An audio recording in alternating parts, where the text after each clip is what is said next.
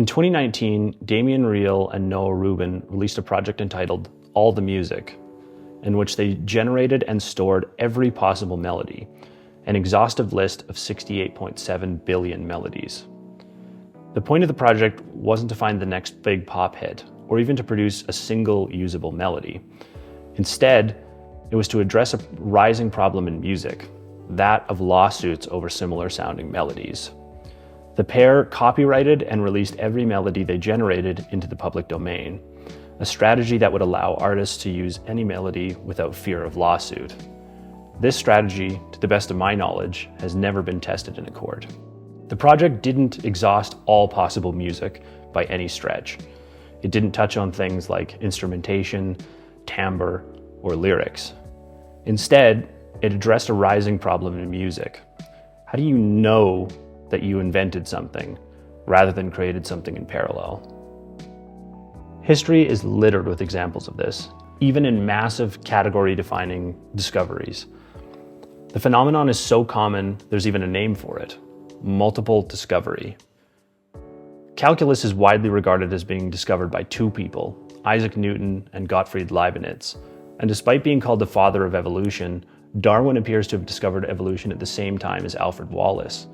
Even more interestingly, the two of them appear to have been inspired by the exact same essay.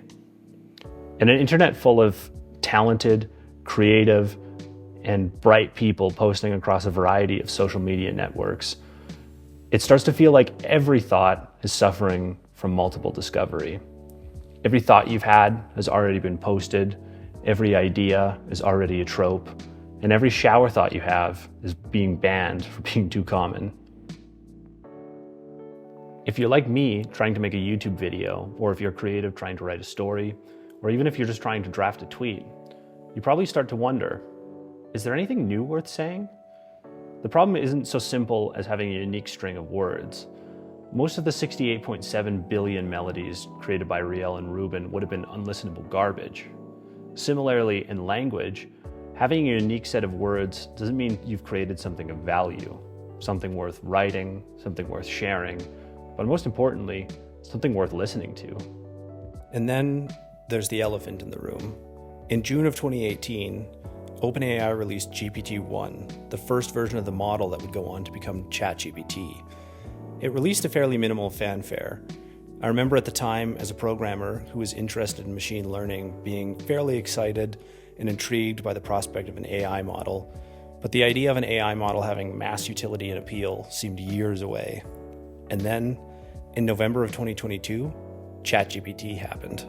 ChatGPT. ChatGPT. ChatGPT. ChatGPT. Okay, 9 months with ChatGPT-4.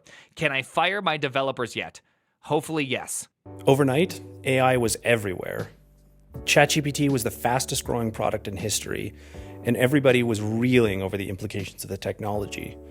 In many ways, everyone still is reeling, and nobody's quite sure exactly what to do with it. ChatGPT is as close as we've ever gotten to creating the every melody of language. In a single black box, we can now prompt and prod almost any construction of language, every poem, every summary. Want a travel guide about Bora Bora written in the style of Douglas Adams? Or a poem about capitalism by Rupi Kaur? If every thought that exists hasn't been created, it could be, in short order, and disturbingly could be prompted without a single person. As AI writing floods the internet, it starts to feel like any attempt to resist the barrage of content is like wearing a raincoat to a tsunami. One of the last remaining sanctuaries from the saturation of every media type by AI is the onslaught of newness. Never has the zeitgeist been so short. Every day, there's an onslaught of new news, new trends, new memes, new drama, and new content. We allow our sources of news almost no time to react to this newness. Critics are often the first person to scramble to get to review together, to be the first to dunk on something, or the first person to praise something. Reviews are often posted with the caveat that the reviewer has yet to finish the game, yet to watch the whole TV series, or sometimes yet to even finish the whole book. First impressions, unboxings, these are a symptom of wanting to be the first person to engage with something, to produce the first piece of content. Even looking at YouTube comments, the first comment is almost always first. Finally got the new iPhones. iPhone 15, iPhone 15 Plus, iPhone 15 Pro, and iPhone 15 Pro Max. This is the Samsung Galaxy S24 Ultra. This is the iPhone 15 Pro Max. Today is the first day of the finals, an upcoming arena free-to-play FPS. So what if you can't be the first to get out there with an opinion? What's left? Well, maybe it's not about being the first person to have an opinion on something. Maybe it's about being the first person with something valuable to say. After all, being the first doesn't necessarily mean you have a good opinion. Well, folks, I just got back from the theaters seeing Barbie and Oppenheimer. I'm about to review both of them. I'm going to tell you which one of these is the best blockbuster of 2023 and which one is maybe the worst. I bet he loved our movie, right, Ken? Value is a finicky concept. A few thousand years ago, value would have been synonymous with physical commodities, such as food, tools. Nowadays, apparently value could be synonymous with a JPEG of a monkey. You did? Mm-hmm. This is your mine. ape. Are we debuting It's really cool. Like the hat, the shades. In the modern era, one of the most obvious examples of value is attention. The market cap of companies that exist as an analog to attention is absolutely massive. Companies like Google, through ads, search, and Instagram, make a staggering $150 billion a year in ad revenue. Your time, your intention is increasingly valuable, as in a digital economy, it's one of the only things that can't be printed, captured, and recreated. Bo Burnham famously lamented on this when he said companies are seeking to, quote, colonize your attention. In a similar vein, Sam Altman, the CEO of OpenAI, wrote an article called Moore's Law for Everything. In this article, he describes a way to combat the growing inequities that will come as a consequence of AI. Like Burnham, he crystallized on the insight that land, as one of the most finite resources, will need to be carefully protected and allocated in order to prevent companies from monopolizing it. Unfortunately, unlike Burnham, he didn't recognize that your attention, your time, and in some ways your lifetime, is also a commodity that will become a precious resource by companies seeking to increasingly monopolize it through better and better mousetraps. One of the most profound generational divides comes from the younger generation realizing that our time is finite, and increasingly that deferring rewards to an uncertain future may not be such a smart idea after all.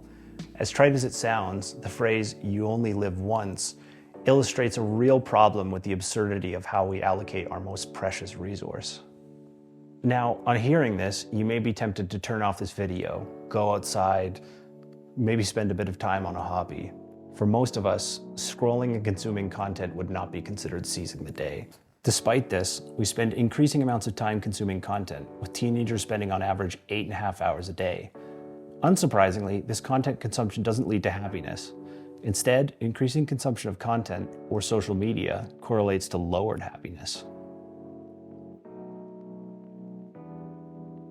So, I bet you're wondering, when does this video turn around?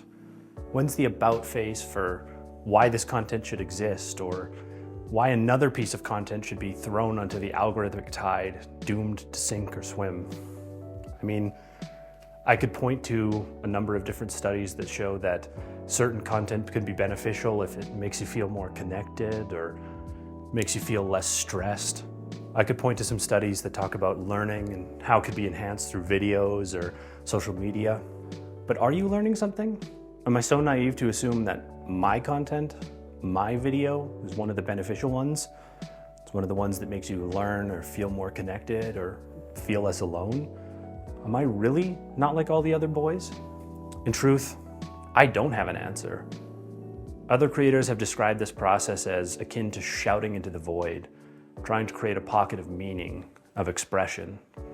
I remember when I first created a Twitter account, I posted expecting a like, a comment, a retweet. I would post and shout into the sea of tweets, and I'd receive nothing but silence. I remember feeling frustrated, alone, and just wanted somebody to validate my feelings, connect with me on some level. But sometimes it's not about being heard.